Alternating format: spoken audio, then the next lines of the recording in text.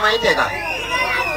ही चीड या गोष्टीची आहे की सरकार मराठा समाज ओबीसीत असताना देत नाही, खोटे नाटे आरोप करतो, माननीय न्यायदेवतेला पुढे घालतो. कारण हे कालपासून जास्त वातावरण खवळलंय. देवेंद्र फडणवीस साहेबांच्या लक्षात येत नाही काय खवळलंय नेमकं. तर त्यांनी परवानगी द्यायला पाहिजे होती तर मान्य न्यायालयावर ढकललं. न्यायालयाने सांगितलं कायदा तुम्ही पारित केला.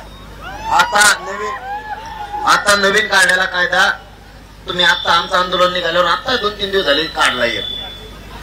त्याची परवानगी तुमच्याकडेच आहे म्हणे. आणि त्यांना परवानगी त्यांच्यावर अशी नामुष्की आली की त्यांना मराठ्यांना परवानगी द्यावंच लागली. बरं, परवानगी दिली अशी दिली 1 दिवसाची. 1 दिवसाची परवानगी असती का उघड. म्हणून मराठ्यात कालपासून अशी चीड गेली आणि नाराजीची अशी लाट उसळली की देवेंद्र फडणवीस जाणून बुजून मराठ्यांचा अपमान करतोय, मराठा समजायचं बघतोय. मराठ्यांच्या लक्षात आलं परवानगी देणं सरकारच्या हातात आहे. कालपासून लक्षात आलं आणि 1 दिवसाची देतो याचा अर्थ मराठ्यांचा हे अपमान आहे. आता आम्ही बसणार म्हणजे बसणार हे राज्यातल्या मराठ्यांचे. आणखीन पण या नारायणगावतून मुख्यमंत्र्यांना जाहीरपणाने सांगतो, तुमच्या हातातली वेळ गेली नाही. मागण्याची अंमलबजावणी करा आणि मराठ्यांचे पोरं जे मुंबईत येणार आहेत हे उगाच जमले 5,000पेक्षा जास्त म्हणून काठी आणायची नाही. मी माझ्या जातीला काय समजून सांगायचं सांगल, मी सांगूच तर त्याला डावचायचं सुद्धा नाही.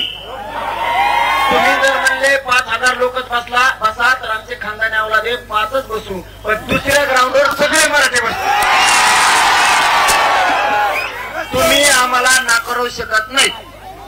म्हणून तुमच्या जीवावर नाशिक आणि पुणे जिल्हा यांनी गेल्या वेळेस आमच्यावर उपकार केले गरीब मराठ्यावर.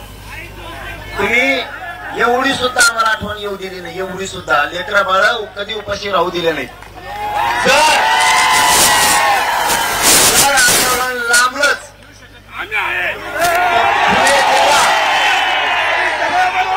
आणि नाशिक जिल्हा तुमच्या दोघांकडे रेल्वे आहेत. रोज जिल्ह्यातून भाकरी गोळा करा मला 2 टाइम आम्ही खातो, 2 टाइम रेटून झोपतो. पण तुमच्या लेकराच्या डोक्यावर गुलाबी टाकले शब्द.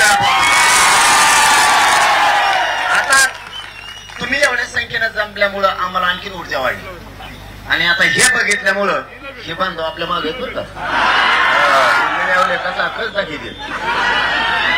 आणि आता हे काय गेलं त्याची झोप उडाली आणि त्याची जर झोप नाही उडाली तर खरंच हे हिंदू विरोधी माणूस म्हणून जाहीर करायचं. आता त्यांनी जागा होणं गरजेचं आहे. नारायणगावचा शेवटचा शब्द वापरतो आणि विनंती करतो, फडणवीस साहेब, मुख्यमंत्री साहेब, तुमच्या हातातून आणखी वेळ गेली नाही. मराठ्यांचा सन्मान करा, मराठ्यांच्या सगळ्या मागण्याची अंमलबजावणी करा, मराठ्यांचा अपमान करू नका.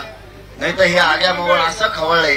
तुम्हाला वाटतंय महिले चलतीये हे फक्त मी गप बस म्हणून गप बसतेत, नाहीतर हे जर तर राज्यात चाक सुद्धा फिरून देणार नाही. तर याला मराठ्याचे आव्हान नाही. तुमच्या हातातून वेळ गेली नाही मागण्याच्या